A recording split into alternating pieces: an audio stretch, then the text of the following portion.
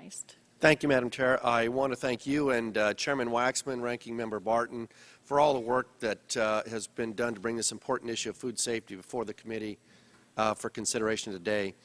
As a representative of the San Joaquin Valley, one of the most productive agricultural regions in the world, I understand the need to provide safe and nutritious food. The growers and producers I represent are dedicated to supplying only the safest fresh fruits and vegetables possible for consumption worldwide.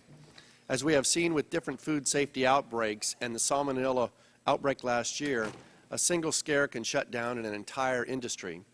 The salmonella outbreak in 2008 sickened over 1,400 people and initially focused on tomatoes as the source. However, federal investigators later traced the salmonella back to peppers from Mexico and not tomatoes, leaving consumers confused and costing the tomato industry hundreds of millions of dollars and calling our food safety standards into question.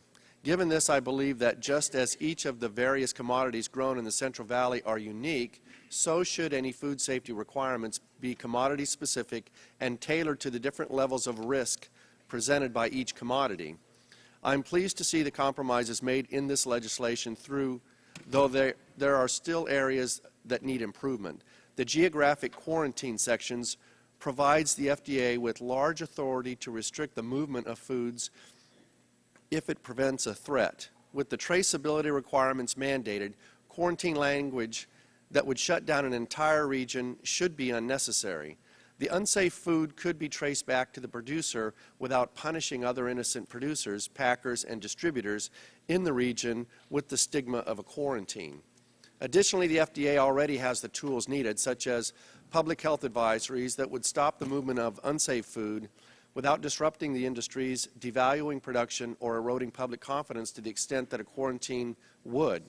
Adjusting the provision to require an imminent threat before the quarantine authority can be exercised raises the threshold and protects geographical reasons from the negative impacts of unnecessary quarantines.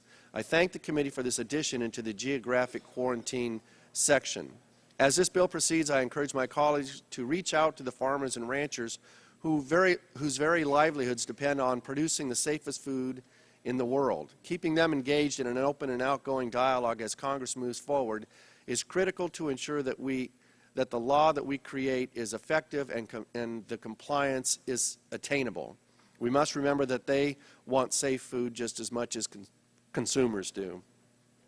As a committee, we have a responsibility to develop the policy that provides Americans with the confidence that they have the safest possible food on their table.